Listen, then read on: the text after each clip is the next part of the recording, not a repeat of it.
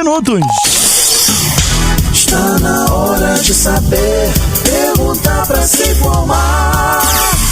Relógio Entrevista está no ar. Pois é, minha gente, como de costume, vocês sabem, né, que por volta desse horário, assim, entre 9h30 e 9h40, de segunda a sexta, tem um Relógio Entrevista no Manhã Melhor, aqui da Rádio Relógio. E a gente sempre aborda um assunto muito interessante, muito importante, trazendo para você que está ouvindo aqui a programação da Rádio Relógio, uma informação, uma relevante informação. Então, você já começa a se preparar para acompanhar o Relógio Entrevista, que tá uma bênção.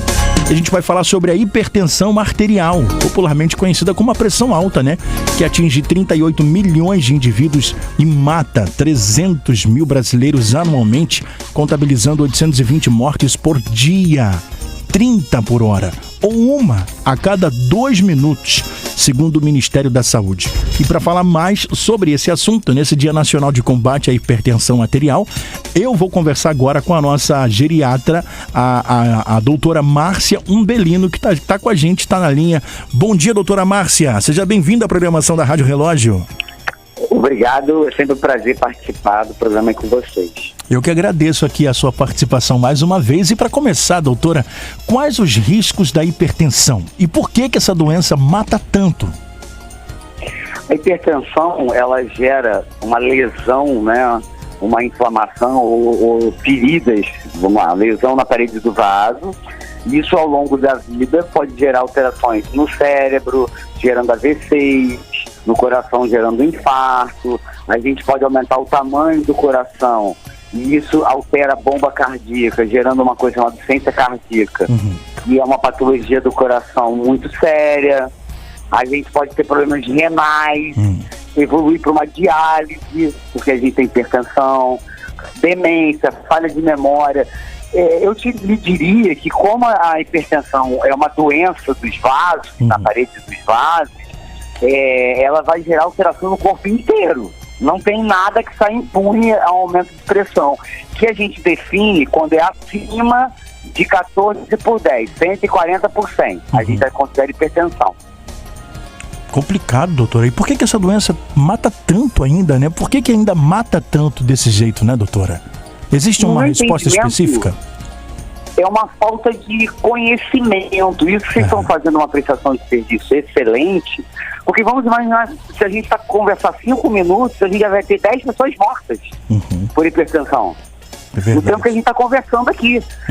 Isso é muito sério, mas é preciso que a pessoa saia daqui. Não é uma brincadeira, tá com a pressão acima de 14/10, que ele tem que ter hábitos saudáveis, praticar exercício físico, não ter ingesta alcoólica em excesso, evitar alimentos industrializados, fast food, né? Tem qualidade de sono. Quem dorme mal tem uma tendência a aumento de pressão, aumento da hipertensão. Se eu tenho um histórico familiar de pessoas hipertensas na minha família, é necessário que eu tenha hábitos saudáveis cada vez mais cedo, mais precoce. E a hipertensão não é uma doença só de idosos e de adultos. Crianças hoje a gente já começa a pegar com hipertensão por hábitos não saudáveis. Entendi, doutora. Então, isso é uma coisa que a gente tem que analisar o impacto disso para as próximas gerações, né? A gente está pegando crianças hoje hipertensas. É verdade. Não só adultos e idosos.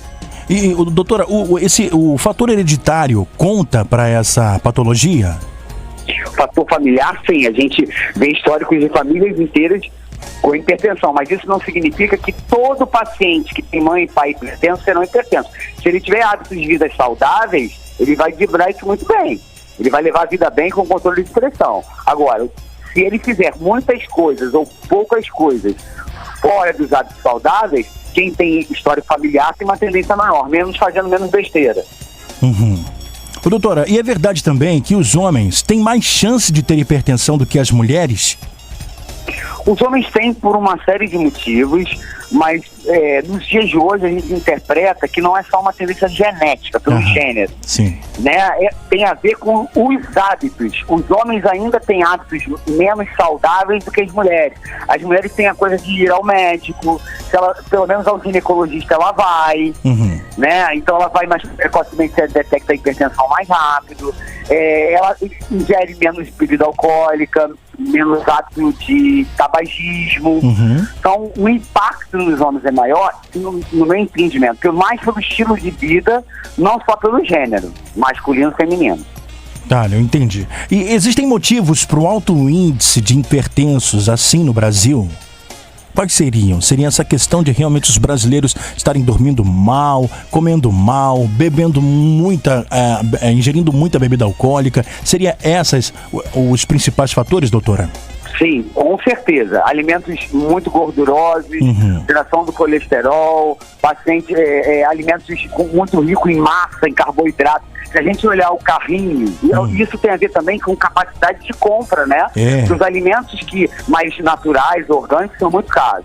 A cesta básica do brasileiro, ele virou muito relacionado a massas, né? É verdade. E gordura.